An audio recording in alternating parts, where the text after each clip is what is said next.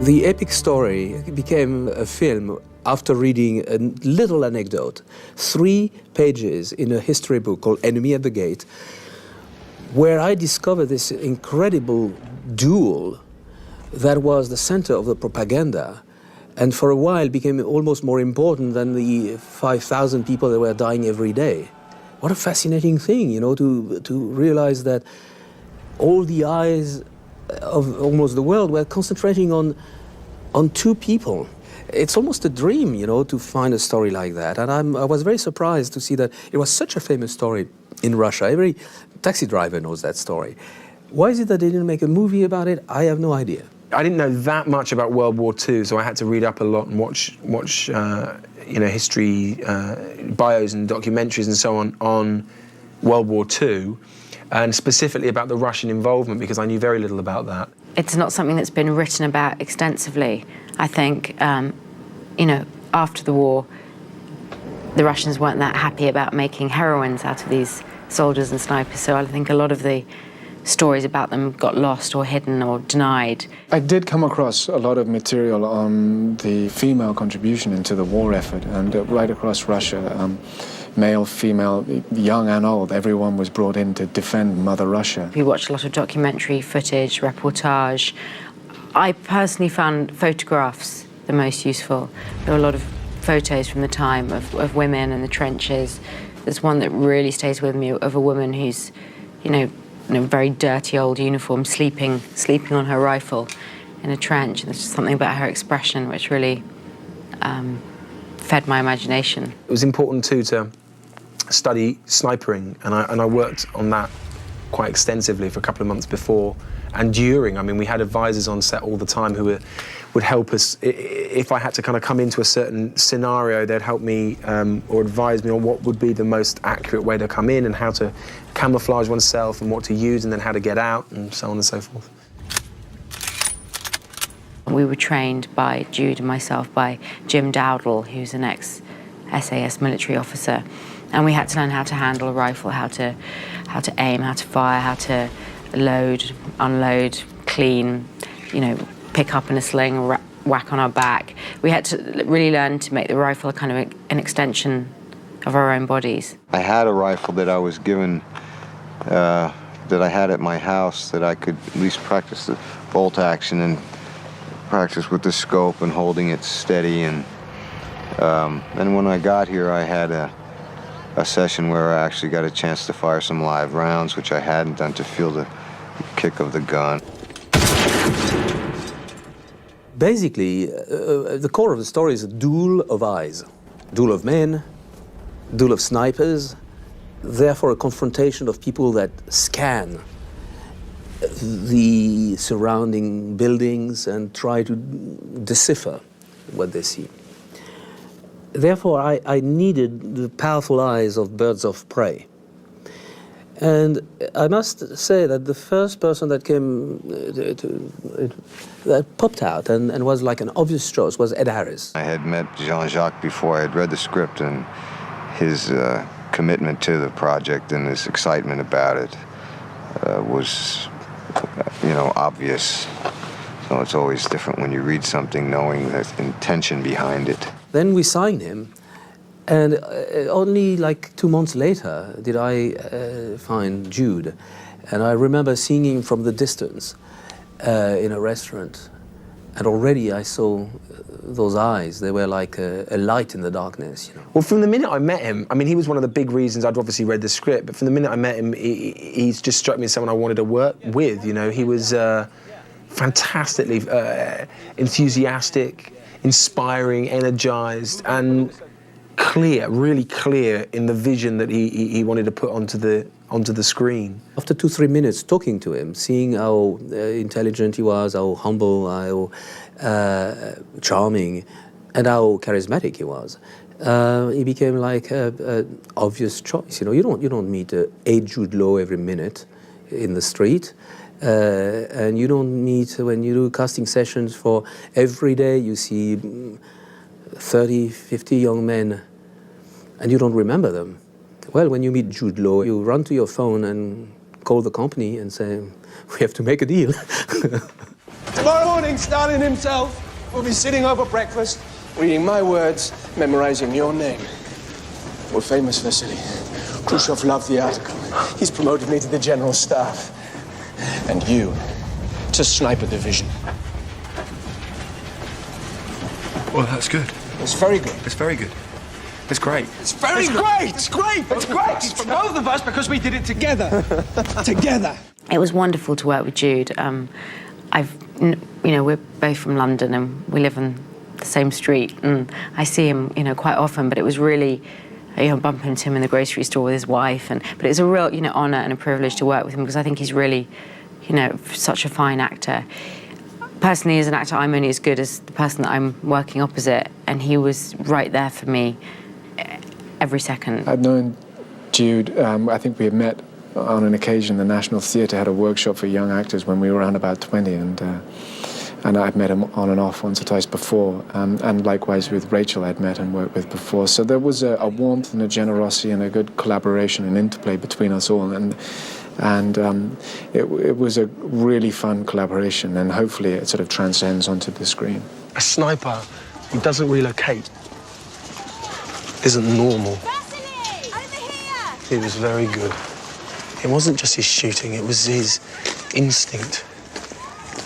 He was a step ahead of me all the time. That's because he knows everything about you. His name is Koenig.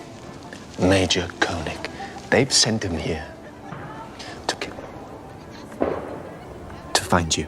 The attraction that I had for Enemy of the Gates really was the part and role and character of Danilov, the political officer, as well as Jean-Jacques, the visionary behind the material. It was great just to work with Joseph because he was, a friend, someone I knew, but also because, funnily enough, as an Englishman, it's very rare to work on a big film with British contemporaries. What I love on a political level is he, through the journey of the film and through the manipulation that he inflicts on others in terms of fabricating a hero through Vasily Zaitsev, that he learns that what he is doing for the party and what the party is doing for him is just as abhorrent, really, as the evil which they are fighting. Did he tell you why I asked for the transfer?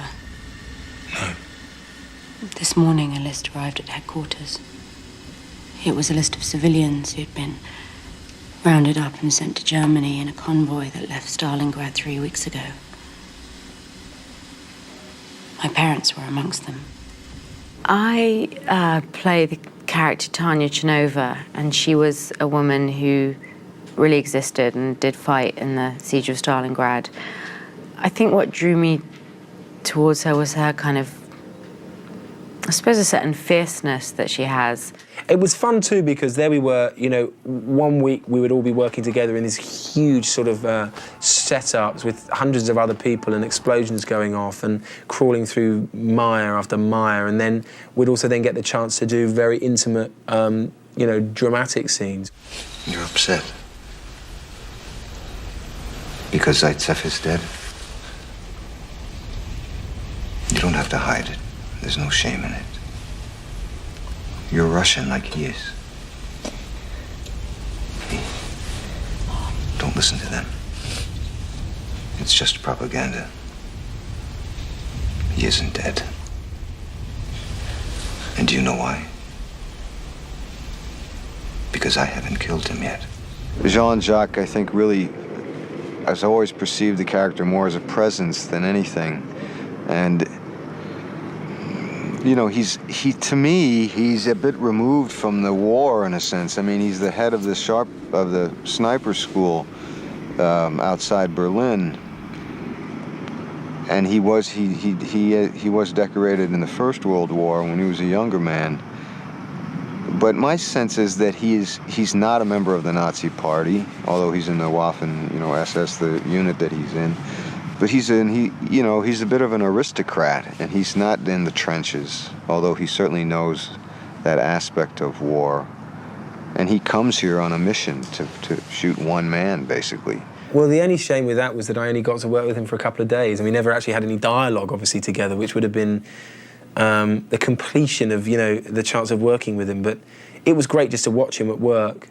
My favourite scene, I think, is the meeting of Danilov and Vasily, and also the farewell between Danilov and Vasily at the very end, and only because they go through such extremes. I really love the scene where Jude and Joe are in the printing press, and Vasily's made the front page. I was obsessed from the beginning to try and get some Russian dancing in, and we nearly got the dancing in that scene, but that's why there's so much sort of humour, because I kept saying, right, I'm going to dance in this scene, and everyone was waiting, but I never quite did. We ended up fighting instead, I think.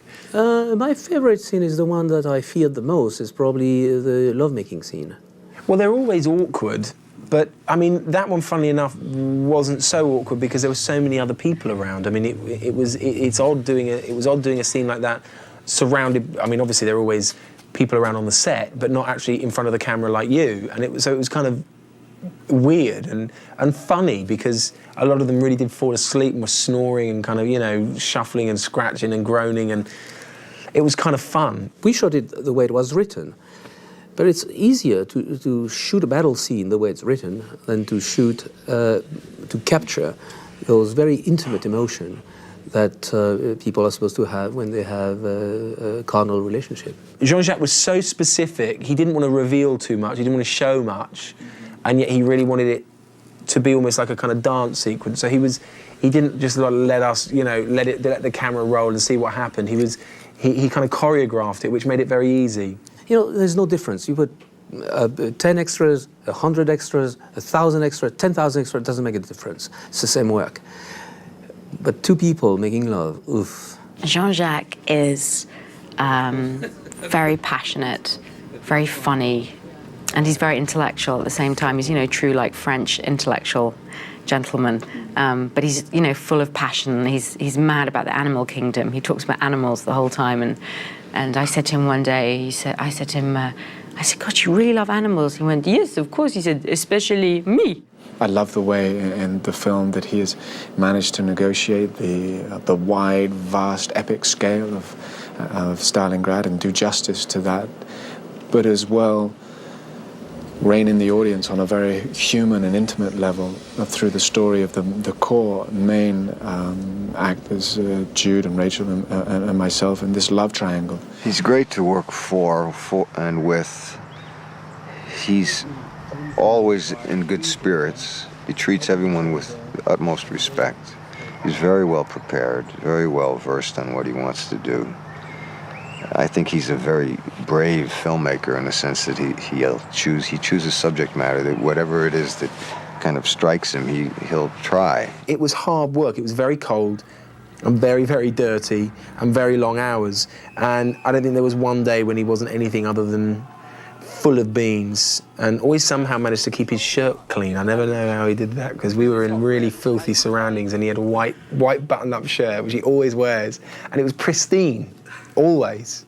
I remember shooting this movie with a lot of stamina, you know, like being really, really tired at the end of the day. You know, like after a day of skiing, you know, where you're exhausted, so you eat a lot, then you go to bed, boom, you sleep, and then you wake up, Today, it's not a big battle scene, it's a love-making scene. Okay, it's a different challenge, you know. And then the next day, you wake up and, well, you've got a train, it's going to have lots of explosions, so it's another kind of day. And then the next day, it's a day of close-up, and you know that you're going to dive towards the eyes of your actors.